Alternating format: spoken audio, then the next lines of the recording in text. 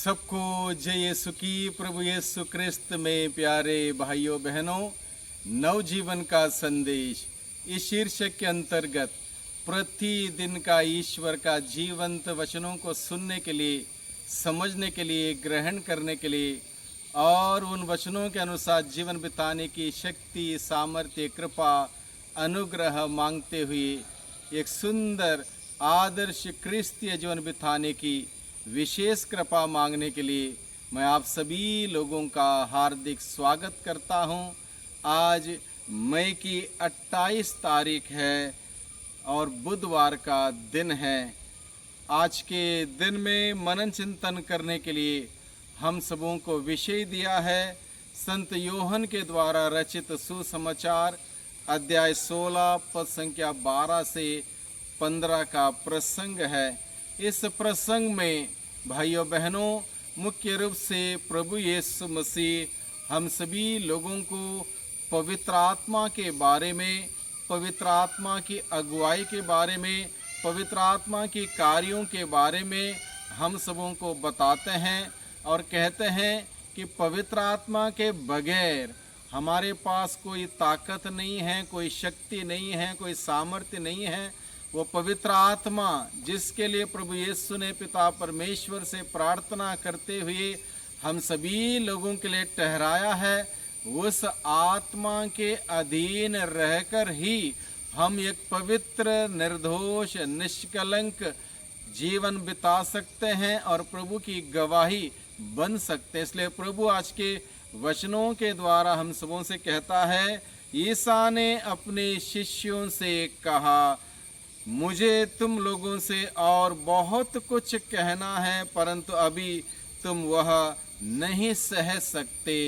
बहुत सारी बातें प्रभु ने अपने शिष्यों को बताई, बहुत सारे रहस्य समझाए और प्रभु अपने शिष्यों से कहते हैं और भी बहुत सारी बातें मुझे तुम लोगों से करनी है, तुम लोगों को बताना है, लेकिन इस वक्त मैं नहीं बताऊंगा क्योंकि इस वक्त तुम उसको सह नहीं सकोगे, क्योंकि तुम अपने आप में दुर्बल हो। जब तक वो शक्ति सामर्थ्य का आत्मा, ईश्वर का आत्मा, शक्ति का सामर्थ्य का आत्मा तुम पर जब तक उतर के नहीं आएगा, तब तक तुम्हारे अंदर वो साहस, वो हिम्मत, वो बल नहीं रहेगा। इसलिए प्रभु कहता है अब तुम उन सभी बातों को सह नहीं सकते। जब वह सत्य का आत्मा आएगा तो वह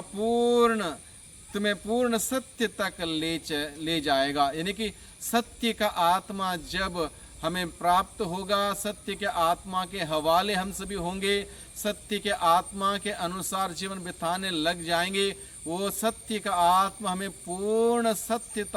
सत्य के पास ले चलेगा और सत्य हमें पूर्ण रूप से आज़ाद करेगा, छुटकारा देगा। इसलिए प्रभु कहता है क्योंकि वह अपनी ओर से नहीं कहेगा बल्कि वह जो कुछ सुनेगा वही कहेगा और तुम्हें आने वाली बातों के विषय में बताएगा। वो पवित्र आत्मा सारी आने वाले भविष्य की बातें, खतरे की बातें, मुसीबत की बातें सब बताएगा और सचेत करेगा, सावधान करेगा ताकि लोग ईश्वरीय मार्ग पर बने रहें, ईश्वरीय सच्चाई पर बने रहें, ईमानदारी के मार्ग पर, प्रेम के मार्ग पर, शांति क्षमा के मार्ग पर अग्रसर होते रहें। इसलिए वो आत्मा जो हम सबों की अगुवाई करने के लिए दिया है, वो आत्मा का अभिषेक हम सबों को प्राप्त करना बहुत ही ज़रूरी है। इस बात को प्रभु हम सबों के सामने आज के सुसमाचार के द्वारा इस बात को रखते हैं